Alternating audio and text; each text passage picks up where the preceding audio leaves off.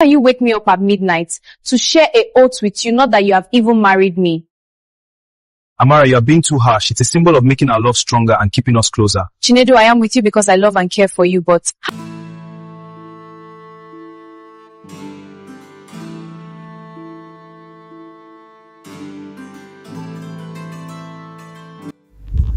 In a quiet town where dreams were fragile, lived a 70-year-old girl called Amara. She was not like other girls her age, while others laughed freely.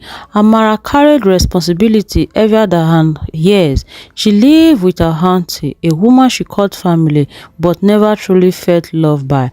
The final year examination was supposed to be a stepping stone to a better life, the day every student waited for with excitement. That morning, the school was filled with joy. Students ran from board to board, searching for their names. But Amara searched and searched and searched again. Her name was not there. Her heart dropped. Tears blurred her eyes as she walked home, just hoping that her aunt had paid the exam fees as promised. But instead of comfort, she received cruelty. "Am I your mother?" her aunt said coldly. "Go to your mother's grave and ask her to pay your fees." These words cut deeper than a knife.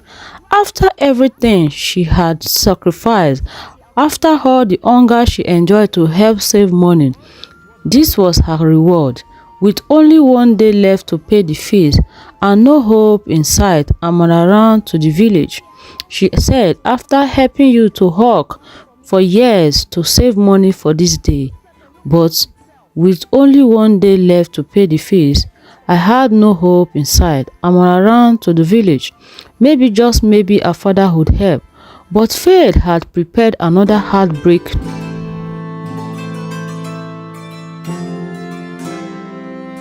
She found her father lying helpless, bandaged, broken, a victim of a motor accident while helping someone else.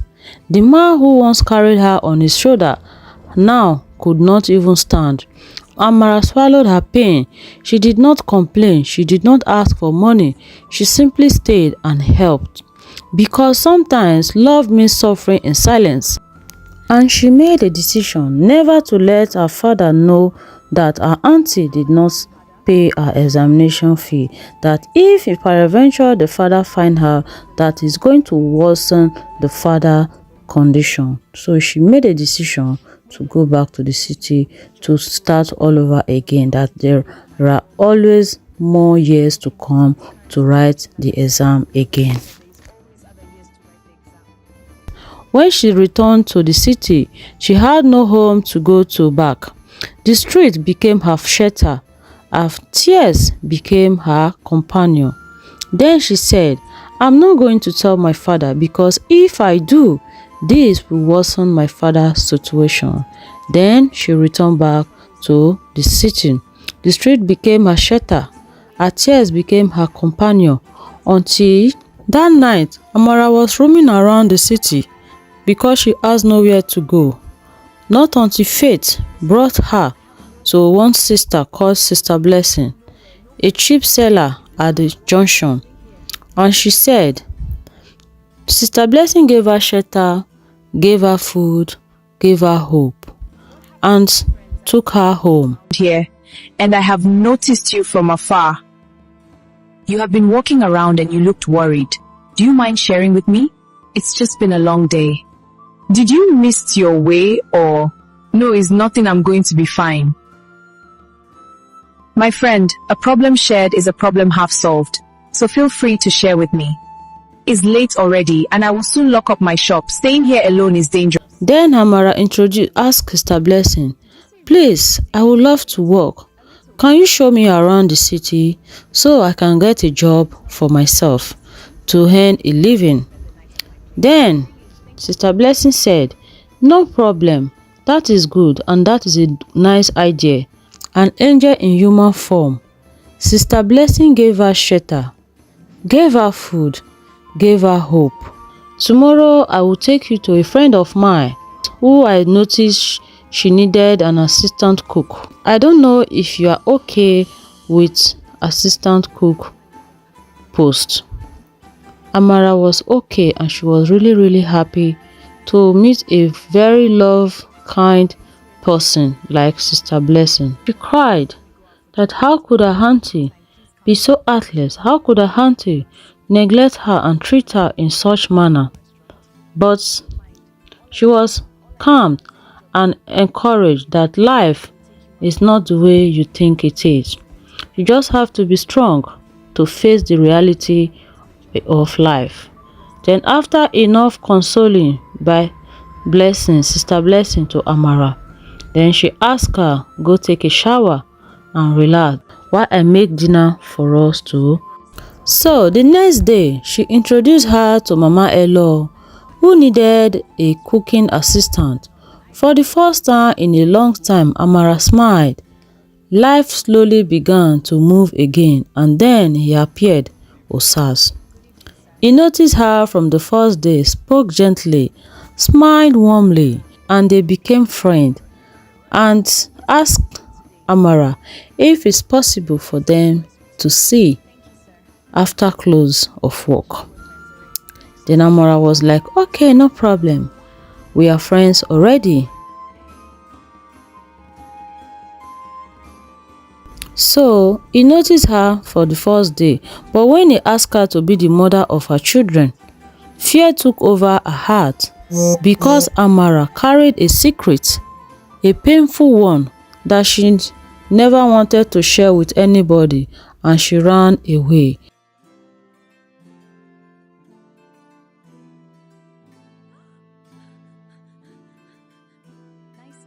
Then the next day, Osas and Amara met each other again in a park, and he asked her, what happened? Why did you run away just like that? And Amara was like, men with their sweet mouth will make someone to think that the right one has finally arrived. They joked over it and they continued their serious discussion.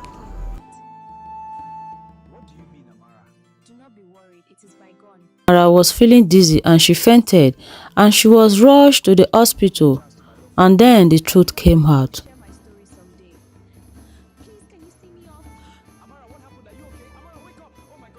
Then Osas asked, you are pregnant. What happened? Do you mind telling me the story behind your pregnancy? Because I know you told me you don't have a fiancé and you are not in a relationship. How come you are pregnant? Then the nuns had to tell Osas, thinking that Osas is the man responsible for Amara's pregnancy, that you have to make sure she registered in antenatal care and always make sure she have to follow the right things to do, because now the pregnancy is in a risk state because she was not aware from the beginning. So Amara cried and cried. Osas consoled her and asked her, do you mind sharing the story with me? A village boy had taken advantage of her. Then Amara shared the story with Osas, saying, a village boy had taken advantage of her when she was vulnerable. She never planned it. She never wanted it. It was another scar life gave her. That day, when she arrived in the village, she met her father lying hopelessly, but because she had no option, she forgot her pains and had to make sure her father was fine before she go back to the city. She helped her father to wash her dirty clothes, she did the laundries, she did the cooking, and still she was still in pain, remembering what Auntie Agnes has cost her, because her father trusted Auntie Agnes so much that the father would never believe that Auntie Agnes could do such a thing to her.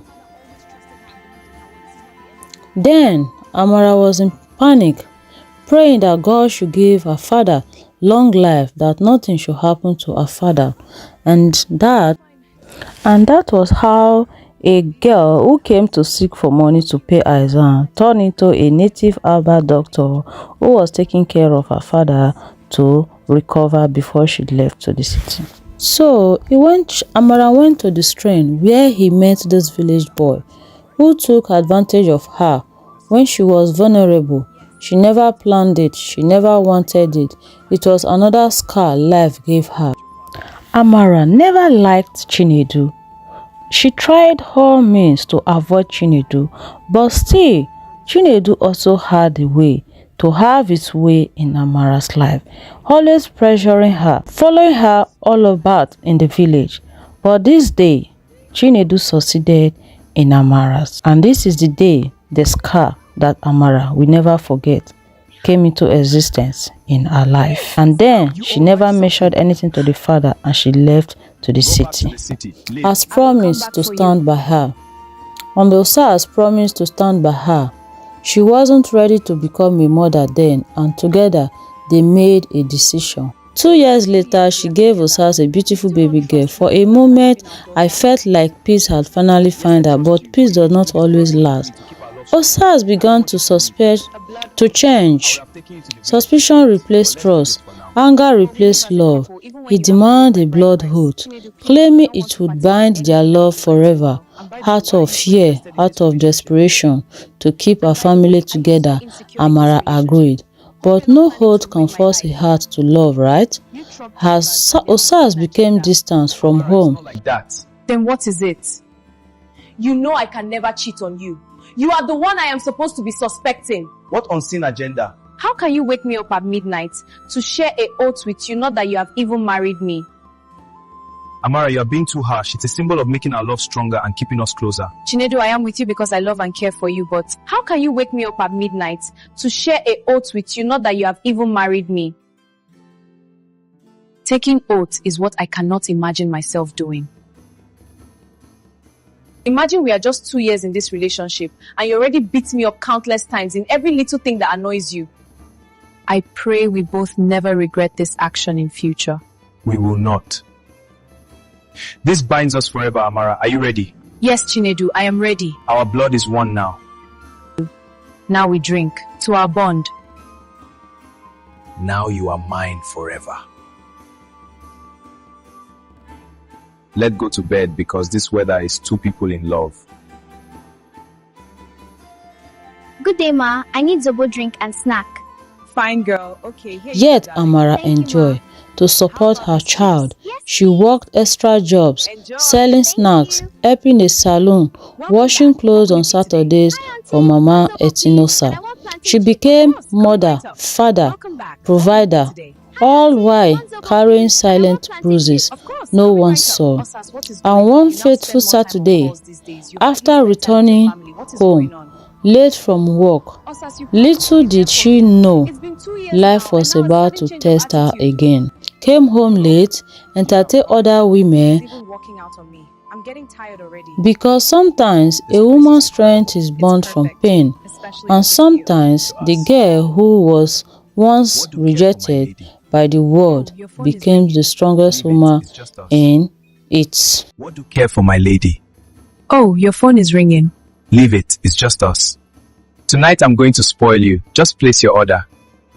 Don't worry about that. I'm not picking it up. Just pick your call, it's pissing me off. Never mind us, my wife. That woman will not give a break. You are married, then why are you here with me, Osas? Just you I want to marry. That my wife is just a burden to me. Where are you coming from? So, one fateful evening, Amara returned home late from Mama Etinosa's place. Before she could drop her bag, anger was already waiting for her. Osas did not ask questions. He did not listen. He did not wait. Out of impatience, out of suspicion, he picked up a stick and was having argument in the presence of their neighbors outside their compound. But Osas was impatient to listen to Amara while she came back home late that very day, because the love between them is no longer there. Osas is just managing so that the world will not see any fault coming from him. So words turned into shouting, shouting turned into fighting. Amara tried to explain, but sometimes when a man has already decided not to trust you, your voice becomes invisible. After the trials, after the tears, after the pain, Osas packed his clothes and he left. Okay, Mama, it's Inosa. Please, my darling, I hope you are not in a hurry to go back home after washing the clothes. No, Mama, I'm not in a hurry. Okay, see you later and take good care of the house, my dear. See you later. He walked out of the door, leaving behind not just a woman, but two innocent children. That was the day Amara became both mother and father. Days turned into weeks, weeks turned into months. 9 months later, 9 months of silence, 9 months of no support, 9 months of carrying the world alone. As salon business began to fall, customer reduces, money became scarce. Yet the children must eat, school fees must be paid, rent must be settled, and so Amara carried the burden alone. When the weight became too heavy, she traveled to the village, hoping her uncle would help. But help did not come. We offered her shelter in the village instead, but Amara knew going back to the village meant burying her dreams. It meant becoming dependent. It meant surrender. Amara was tired, but she was not defeated. So she returned to the city. She went to the one woman who had always shown her kindness, Mama Elo, the woman who once gave her work, the woman who once settled fight between her and Osas. With tears in her eyes, she said, "Mama, he has abandoned us. For 9 months, I have been alone." Mama Elo opened her arms. "Well, come and stay with me. Join me in my restaurant business." And once again, another woman lifted her up. Years passed. Amara worked tirelessly in the restaurant. But every night, when her children sleep, one question echoed in her heart. Is this enough? Is this the life I want for my children? She wanted more, not for herself, for them. So she made the boldest decision of her life. Mama, maybe he was tired of my attitude.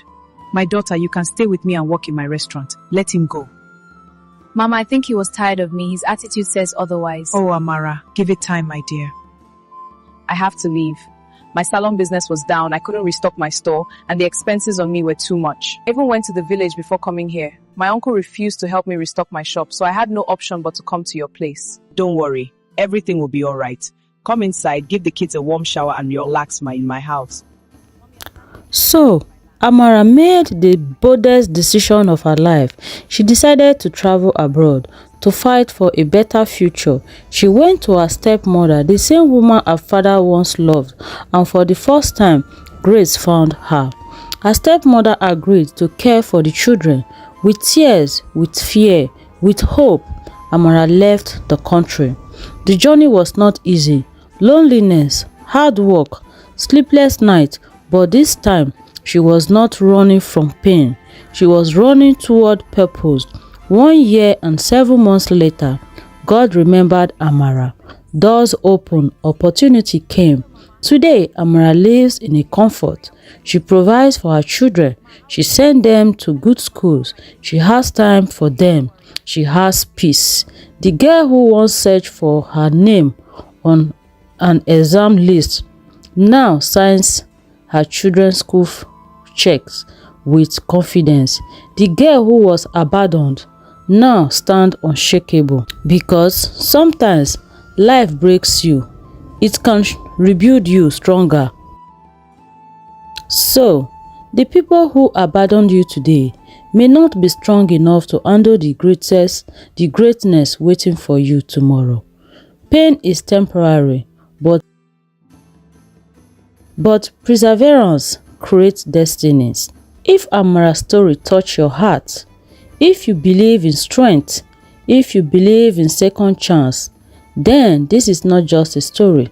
It is a reminder that no matter how hard your night is, morning will come.